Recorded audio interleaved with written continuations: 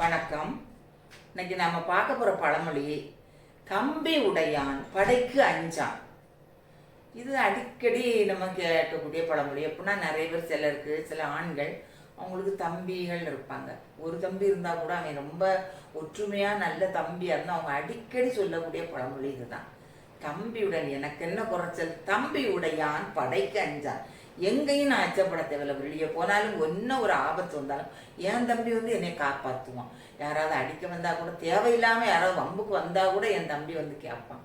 அது மாதிரி எனக்கு ஏதாவது ஒரு கஷ்டம் எனக்கு இக்கட்டு ஏதாவது ஆனா கூட என்னுடைய குடும்பத்தை என் தம்பி பேணி பாதுகாப்பான் அப்படின்னு தம்பி மேல அவ்வளவு பாசம் நம்பிக்கை வச்சுக்கவங்க தான் தம்பியுடையான் படைக்கு அஞ்சான் அப்படின்னு சொல்லுவாங்க. படைக்குன்னா படைக்கு கூட ஒரு படையே பெரும்படையே வந்தா கூட அவங்க அஞ்ச தேவையில்லை. ஏன்னா தம்பி துணிஞ்சு போராடி அண்ணனை காப்பாற்றுவான். இதை நம்ம எதுல பார்க்கலாம்னா நம்ம ராமாயணத்துல ராமருக்கு பாருங்க 14 வருஷம் ஒரு காட்டுக்கு போனப்ப பக்க பலமா புதிதாக திருமணமாகிய மனைவியை கூட வீட்டில் விட்டுட்டு தன் அண்ணனுக்கு பக்க பலமா போய் அண்ணனுக்கு காவல் காக்குறாரு. அங்க போய் 14 வருஷம் அவர் உறங்காம அவரு அண்ணனையும் அண்ணையும் பாதுகாக்கிறாரு.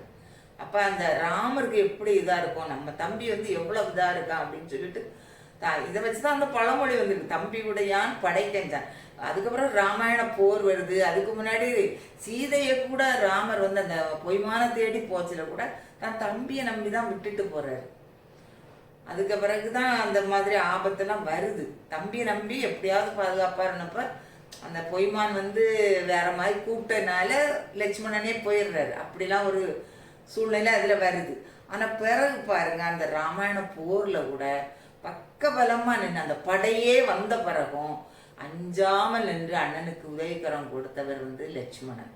அந்த இதை வச்சுதான் அந்த பழமொழி கம்பி உடையான் படைக்கு அஞ்சான் அப்படிங்கிறது அந்த பழமொழியோட விளக்கம். வணக்கம்.